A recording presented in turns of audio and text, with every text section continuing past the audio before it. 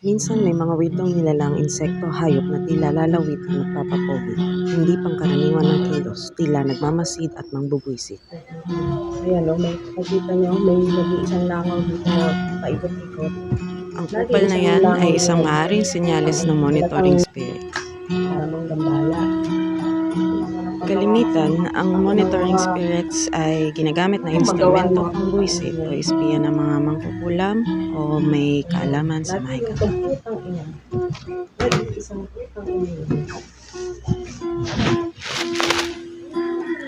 At ako ay tuluyang ginambala at binwisit. Gagambala lang siya.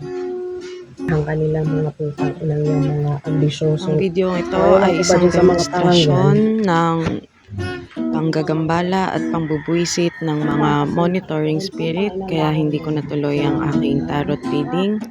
Kitang-kita nyo naman. Literal na nabwisit talaga ako, kaya hindi ko na natuloy.